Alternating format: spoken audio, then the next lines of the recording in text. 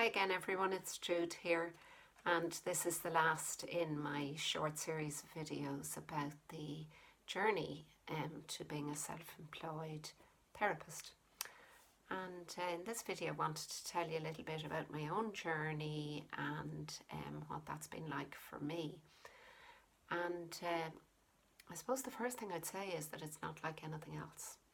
And I was probably better prepared than most people in the sense that I was a chartered accountant before I trained as a psychotherapist, and I'd had a number of jobs in my career, one of which was being a partner in a 3-partner firm. And for a while I also practiced as a sole practitioner. And in another job, I had supported other accountants with setting up and establishing their own practices.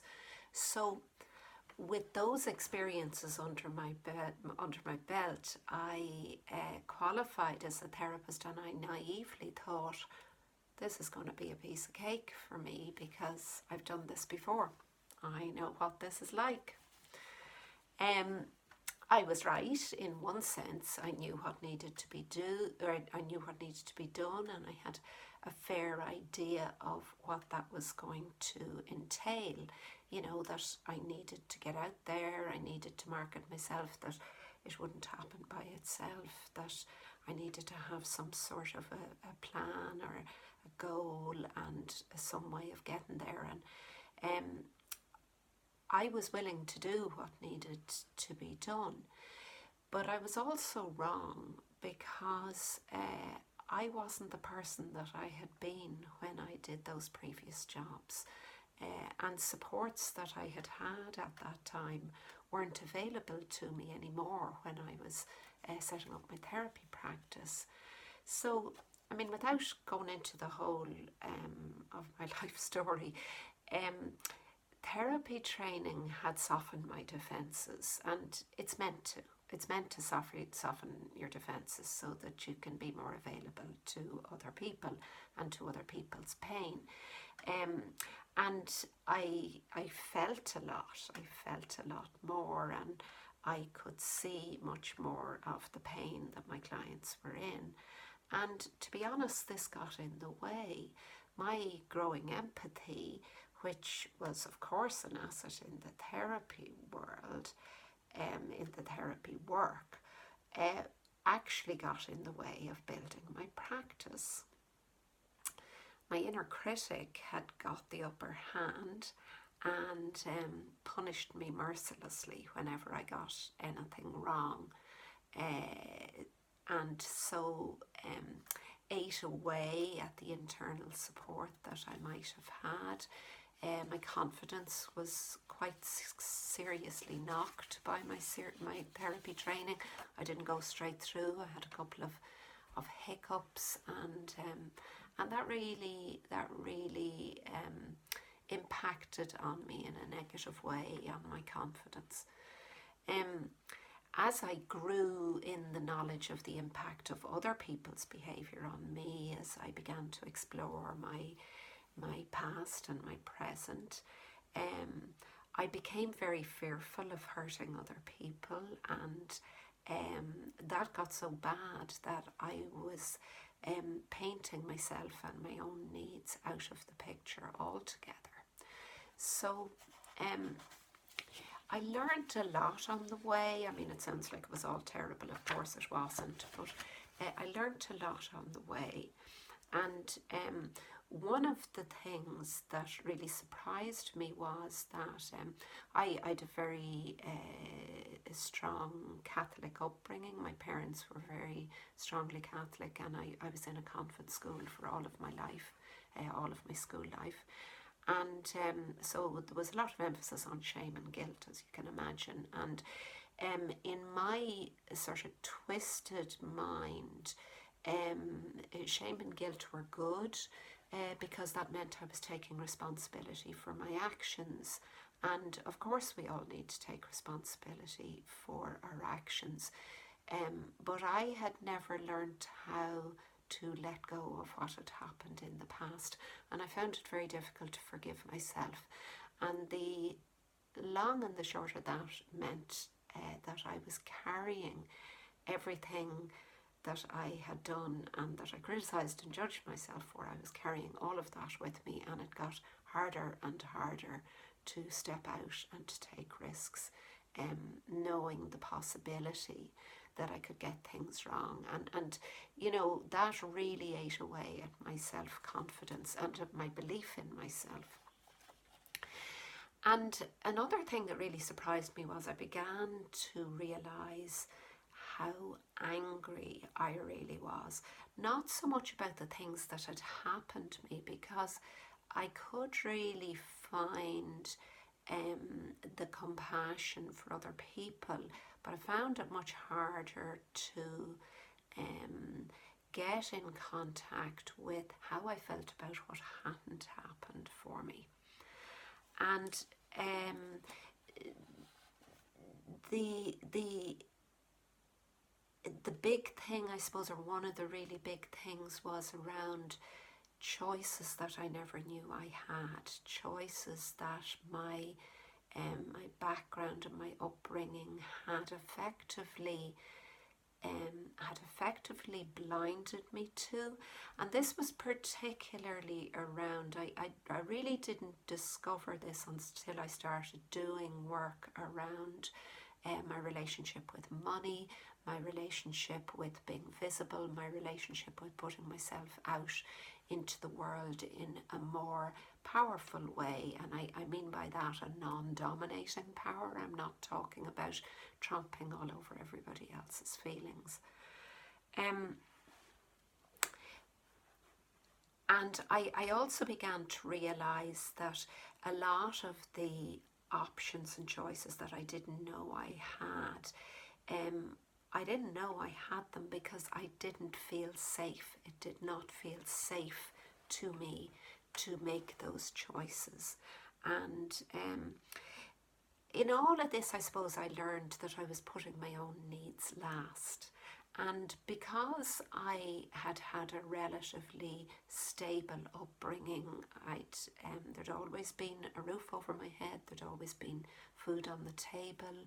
I had had a somewhat protected childhood in the sense that I went to private school.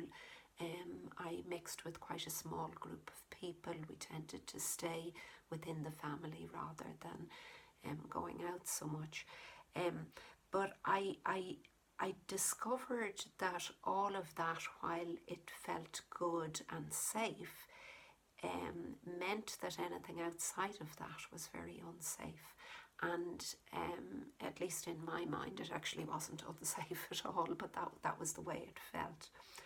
And again, one of the legacies of the Catholic upbringing I had, and that sort of sense of, I don't know, for those of you who share my upbringing, you might be familiar with the Beatitudes, and you know, blessed are the poor in heart, and blessed are the peacemakers, and very, very strong messages about being a particular way in the world. And I don't have any issue with those. With that, I think the problem for me was that I digested it very literally, so much so that I put my own needs and my own value and my own worthiness outside of the picture altogether. I was so aware of the needs of others, and particularly people who came into categories of being more deserving than me. So I was always coming from behind. Didn't matter who they were, their needs were always more important than mine. And I spent my life trying to make up for being a bad person. I think this was part of why I went into therapy and into therapy training in the first place. At some level, I was trying to condone, I'm not sure what that word is, to condone for being a bad person. But something changed for me when I learned tapping, and the tool itself is very useful. It's an exceptionally useful tool, but something really happened for me, because at the time that I started getting involved in tapping, it was a very new modality. It was very much cutting edge, and people were borrowing on or borrowing from other modalities. So when I started looking at tapping, it brought me into contact with a whole lot of people and a whole lot of ways of thinking and a whole lot of possibilities that hadn't been in my mindset before. And I started to listen to other points of view, more supportive points of view, more kinder, more compassionate points of view. And where therapy had helped me to understand myself, I understood myself quite well, and I could understand other people quite well. It didn't actually help me to heal a lot of what I needed to heal, particularly the forgiveness of myself. And it wasn't for want of people saying to me, oh, you're very hard on yourself and you really should have let that go by now, and so on. That was all there. And it wasn't that I didn't meet with non-judgmental people. I did all over the place. But I couldn't own it for myself. And tapping helped me to do that in a way that I hadn't been able to do up until then. It's still a work in progress. I'm still learning, I'm still healing. But now, there's something very different now. I feel and I behave as if I am as worthy as other people.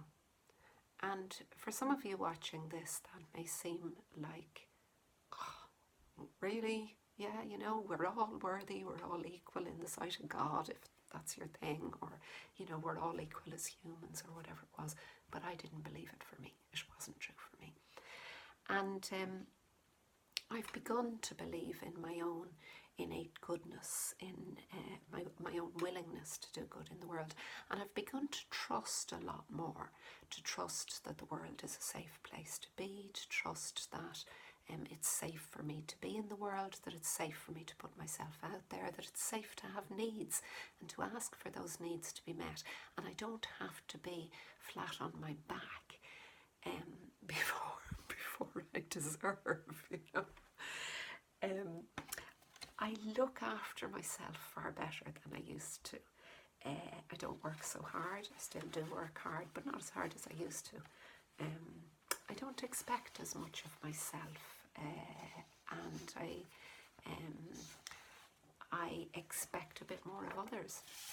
I support myself internally by loving the scared, frightened, cut off and shadow or child parts of me. I am more understanding and forgiving of my own limitations and those of others. And the amazing thing is that my practice flourishes. I have as many clients as I can see, and they are clients that I really love to work with, and they pay me, and I have enough income to support the lifestyle I want. And I believe that they want to be with me. I'm no longer waiting for the day when they're going to reject me. I have happiness and I have choices. But here's the thing, it didn't happen by accident. Even with all of the information and the skills that I had, it wasn't because of the passage of time that my practice came to be where it is now. And it certainly didn't happen when I stayed home and hid behind my computer screen. I had to make a choice to go on as I had been going on. I was struggling, I was ashamed, I was disappointed. Or I could choose to make changes, and you can guess which I decided. And so my invitation to you is, if you want to change the story of your practice, if you want to change the story of your financial situation, or of the personal power that you feel, the safety you feel, to put yourself out there in the world as a therapist, I'd love to talk to you about that. And I'm going to be doing a workshop in Navan on the 19th of October, and I'd really love to see you there. And you can find details of that wherever you can find this video. Okay, thanks for watching.